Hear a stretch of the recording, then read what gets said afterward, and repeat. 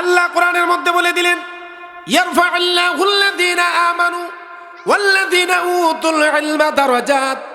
আল্লাহ বলেন, আমি আল্লাহ পাক রব্বুল আলামিন যাকে ইলম দান করেছি, কোরআনের ইলম দিয়েছি, যাদেরকে আল্লাহ তাআলা ইলমে দ্বীনের শিক্ষা দান করেছেন, আল্লাহ বলেন ওয়াল্লাযীনা উতুল ইলমা দারাজাত। আমি আল্লাহ পাক রব্বুল আলামিন তার মর্তবা, তার ইজ্জত, তার সম্মান পৃথিবীর জমিনের মধ্যে আমি আল্লাহ বৃদ্ধি করে দিয়েছি। বলেন না মারহাবা।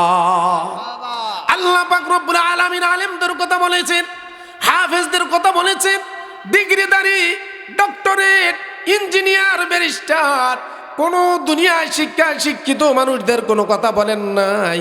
আল্লাহ বলে দিলেন, যারা ইলমি দ্বীন শিক্ষা করেছেন, যারা কোরআন শিখেছেন, কোরআন মুখস্থ করেছেন, কোরআন হেফজ করেছেন, হাদিস শিখেছেন, আলেম হয়েছেন, টাইটেল পাস করেছেন, কামেল ফার্স্ট ক্লাস পাস করেছেন, দ্বীনের প্রতি, ইসলামের প্রতি, ঈমানের প্রতি, আল্লাহ রাসূলের প্রতি যারা মানুষকে আহ্বান করেছেন, যারা এই ইলমি দ্বীন শিক্ষা গ্রহণ করেছেন, আমার আল্লাহ পাক রব্বুল আলামিন বলেন, আমি যাদেরকে ইলম দিয়েছি তাদেরকে আমি দুনিয়াতে সম্মান ইজ্জত আমি আল্লাহ বাড়িয়ে দিয়েছি। বলেন না সুবহানাল্লাহ।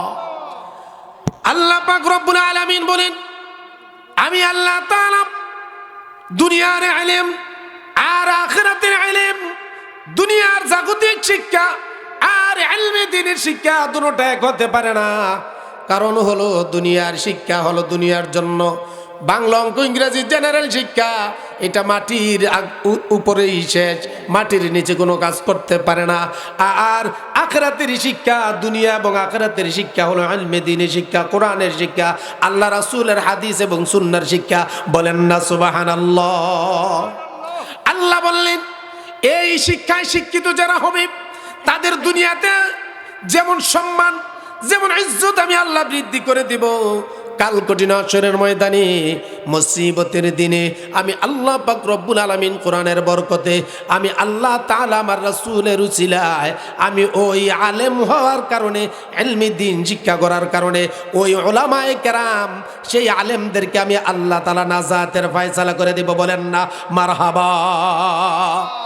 এই জন্য আজকের এই দুলালপুর বালক বালিকা মাদ্রাসার উদ্যোগে আয়োজিত এই যেই ছাত্ররা পুরা 30 পারা কমপ্লিট কোরআন শরীফ ছাত্র এবং ছাত্রীরা শেষ করেছেন, আলহামদুলিল্লাহ। আপনারা শুনেছেন কিছুক্ষণ আগে ছাত্রছাত্রীরা বাংলায় বক্তৃতা দিয়েছে, ইংরেজিতে বক্তৃতা দিয়েছে, উর্দু এবং আরবিতে বক্তৃতা দিয়েছে, আলহামদুলিল্লাহ। বলেন কত কমপ্লিট, সুন্দর, সুদর্শন, সুদক্ষভাবে তাদেরকে কারিকুলামের মাধ্যমে বাংলা, অঙ্ক, ইংরেজি সব বিষয়ে এত সুন্দর সুচারুরূপে শিক্ষা দিয়ে একটা ছোট মানুষকে যদি এভাবে গড়ে তোলা যায়, অবশ্যই অবশ্যই বোঝা যায় আপনার আমার কলিজার টুকরা সন্তানগুলো যদি একজন কমপ্লিট হাফেজ আলেম হতে পারে, তাহলে আপনার আমার মৃত্যুর পরে তারা আপনার জন্য নাজাতের উসিলা হয়ে যাবে, ঠিক কিনা?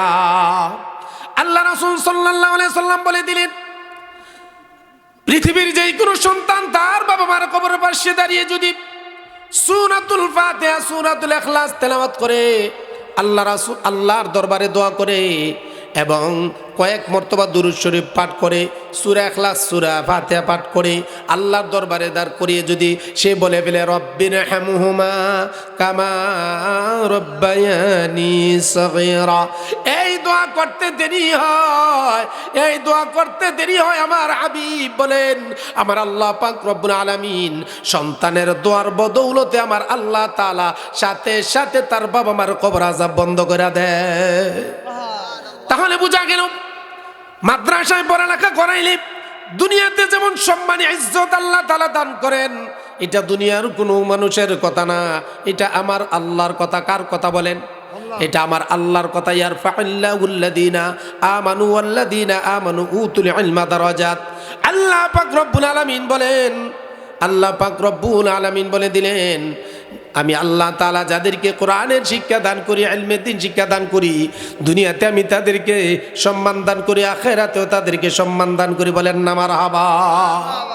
তাহলে বোঝা গেল, এই মাদ্রাসা শিক্ষার মধ্যে বর্তমান আলহামদুলিল্লাহ অনেক মাদ্রাসায় বাংলা, অঙ্ক, ইংরেজি সহ সব কিছু কমপ্লিট শিক্ষা দেওয়া হয়। যদিও আগে ওই মাদ্রাসার মধ্যে কি ছিল না, বাংলা অঙ্ক তেমন একটা ছিল না, কিন্তু বর্তমান পরিস্থিতিতে আপডেট হয়েছে সব কিছু। তথ্য প্রযুক্তির যুগে, মিডিয়ার যুগে এখন বা মাদ্রাসায় পর্যন্ত, নুরানি মাদ্রাসায়, হেফসখানা মাদ্রাসায়, সব জায়গার মধ্যে বাংলা অঙ্ক ইংরেজি আল্লাহ তাআলার রহমতে সব জায়গায় এখন সমানভাবে পড়ানো হয়, যাতে প্রত্যেকটা জেনারেল শিক্ষিত পর্যন্ত এখন মাদ্রাসায় তার সন্তানদেরকে দিয়ে দুনিয়ার শিক্ষা এবং আখিরাতের শিক্ষা শিক্ষিত করে একজন কমপ্লিট একজন মানুষ হিসেবে তাকে সুন্দরভাবে তৈরি করতে পারে।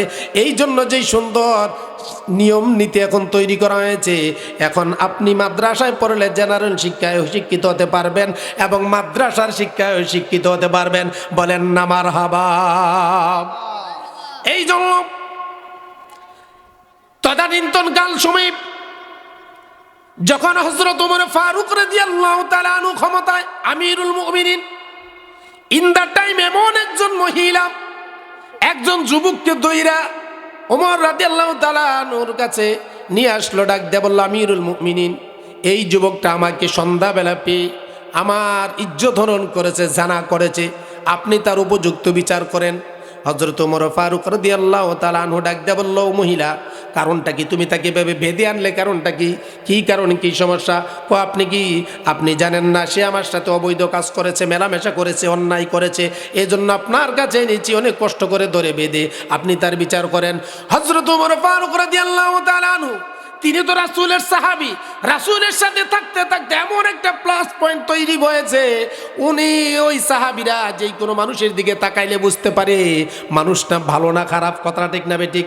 এই আধ্যাত্মিক সেই রাহবার আধ্যাত্মিকতা আল্লাহ রাসূলের কাছ থেকে তারা পেয়ে গিয়েছেন, এমন যোগ্যতা তারা অর্জন করেছেন। বলেন না মারহাবা। এটা হলো আমার রাসূলের সোহবত, আমার রাসূলের ভালোবাসা, আমার রাসূলের আচরণের কারণে। বলেন না সুবহানাল্লাহ।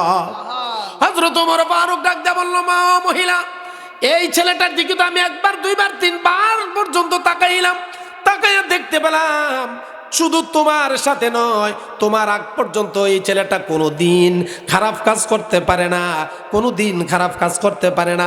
কেন তুমি তাকে বেঁধে আনলা? মিথ্যা কথা বলতেছ।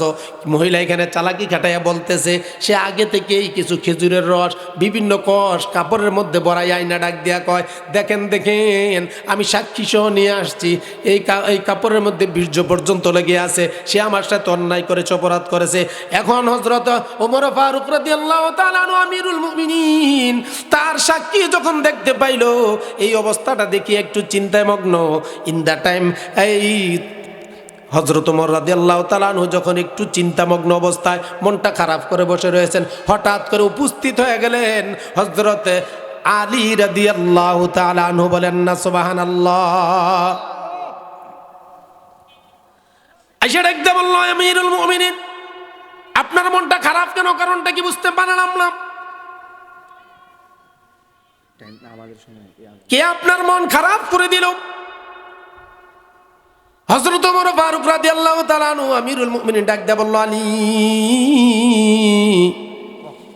এই মহিলাটা বলতেছে এই যুবকটা নাকি তার সাথে জানা করেছে, বিচার করার জন্য আসছে। আমি ছেলেটার দিকে তাকায় দেখলাম সেই কাজ কোনোদিন করে নাই, তার মধ্যেও অভ্যাসও নাই। তখন হযরত আলী রাদিয়াল্লাহু তাআলা, তিনি তো হলেন আধ্যাত্মিক জগতের রাহবার। কথাটা ঠিক না বেঠিক? তিনি হলেন আমার রাসূলের আপন চাচাতো ভাই, আহলে বায়াতের লোক। তিনি ডাক দেও, তিনি হলেন ইলমের শহর, ইলমের দরজা। যেই কথাটা আমার রাসূল বলেছিলেন, আনা মদিনাতুল ইলমি ওয়া আলিয়ুম বাবিহা, আমি হইলাম ইলমের শহর আর ইলমের দরজা হলো আমার আলী। বলেন না সুবহানাল্লাহ। হযরত আলী রাদিয়াল্লাহু তাআলা রাখতে বলল, আমিরুল মুমিনিন, আপনি কোনো চিন্তা করবেন না, টেনশন করবেন না, তার ওই মহিলার এবং যুবকের বিচার আমি করব। ডাক দিয়া বলল, ও মহিলা, ঠিক আছে, তুমি আসো। আর গোলামকে ডাক দিয়া বলল, গোলাম রে, যাও গিয়া বলো ফাতেমাকে এক ডেকচি পানি গরম করার জন্য। আর তলোয়ারটা এনে ধারানো আরম্ভ করলেন। মহিলা জিজ্ঞাসা করতেছে, ও আলী, কেন তলোয়ার দাঁড়াইতেছেন, কারণটা কি? আর পানি গরম করতেছে বলতেছেন, কারণটা কি? পানি কি আমার মাথায় ডালবেন নাকি? কয় না বেটি, চিন্তা করিস না, তোর মাথায় ডালবো না। কয় পানি গরম করতে কইলেন কেন? কয় কাজ আছে। কয় আবার দি তলোয়ার দাঁড়াইতেছেন, কারণটা কি? কয় তলোয়ার দিয়ে কি করবেন, আমায় কি কাটবেন নাকি? কয় তলোয়ারটা দাঁড়াইতেছি তোমার এক কোপ দিয়া তোমার কল্লা ফালাইয়া দিব। বলেন না সুবহানাল্লাহ। মহিলা ডাক দেয়া কয়া, আলী বুঝেছি বুঝেছি, আর তুমি তলোয়ার দাঁড়াইতে হবে না, পানি গরম করতে হবে না, কারণ আমি তোমাকে সত্য কথা বলতেছি, এই যুবকটার প্রতি আমি মিথ্যা আচরণ করেছি, মিথ্যা কথা বলেছি, মিথ্যা অপবাদ দিয়েছি। কারণ হলো এই যুবক আমার সাথে কোনো খারাপ আচরণ করেন নাই, খারাপ কোনো ব্যবহার করেন নাই। আমি ছোট কাল থেকে এই যুবকটাকে ভালোবাসতাম।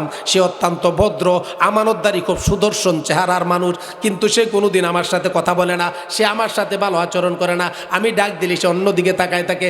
এই জন্য চাইছিলাম মিথ্যা অপবাদ দিয়ে আমিরুল মুমিনের কাছে যাইয়া ওনার সাথে এই কথাগুলো বলিয়া যাতে আমিরুল মুমিনিন বিচার করে আমার সাথে বিবাহ করায় দেয়। এই জন্য এই কথাটা বলেছিলাম। কিন্তু দেখা গেল তোমাদের মতো এলেমওয়ালা জ্ঞানী লোকদের কাছে আমার এই বুদ্ধি পর্যন্ত মাইর খেয়ে গেছে। বলেন না সুবহানাল্লাহ। ওই মহিলা ডাক দিয়া বলল, আপনাদের এত জ্ঞান, এত বুদ্ধিমত্তা কোথা থেকে আসলো? হযরত আলী রাদিয়াল্লাহু তাআলা আনহু ডাক দিয়ে বলল, মহিলা তুমি কি জানো না, আল্লাহ রাসূল বলে দিয়েছেন ইত্তাকু ফিরাসাতাল মুমিন, তোমরা মুমিনদের বুদ্ধিমত্তা থেকে তোমরা সব সময় দূরে থাকবা। ফাইন্নাহু ইয়ানদুরু মিন নূরিল্লাহ, কারণ হলো মুমিনরা আল্লাহর দেওয়া নূর দিয়া যেটা দূর থেকে তারা দেখতে পায়, দুনিয়ার সাধারণ মানুষ তা দেখতে পায় না। বলেন না সুবহানাল্লাহ। ইত্তাকু ফিরাসাতাল মুমিন, এত দূরদর্শিতা মুমিনদের থাকে, ফাইন্নাহু ইয়ানদুরু মিন নূরিল্লাহ, কারণ সেটা হলো আল্লাহ তাদেরকে এমন আলো দান করে যেই আলোটা কারণে দূরের জিনিস তারা মুত্তাকিরা মুমিনরা দেখতে পায়, কিন্তু সাধারণ মানুষ সেটা বুঝতে পারে না। এই জন্য আলেম ওলামাদের সাথে, ওলামায়ে কেরামদের সাথে, মুমিনদের সাথে সুন্দর আচরণ, ব্যবহার, ভালোভাবে চলাফেরা এবং মাদ্রাসার প্রতি খেয়াল রাখবেন। মাদ্রাসায় ছাত্র দিবেন, সহযোগিতা করবেন। আল্লাহ পাক রব্বুল আলামিন যেন আজকের এই হাফেজকারী নিজামুদ্দিন ভাইয়ের এই দুলালপুরের বালক বালিকা মাদ্রাসা আজকের এই মাহফিল সহ মাদ্রাসাকে যেন আল্লাহ কবুল করে, ছাত্র শিক্ষক ছাত্রী সহ অভিভাবক সবাইকে যেন আল্লাহ তাআলা কবুল করে।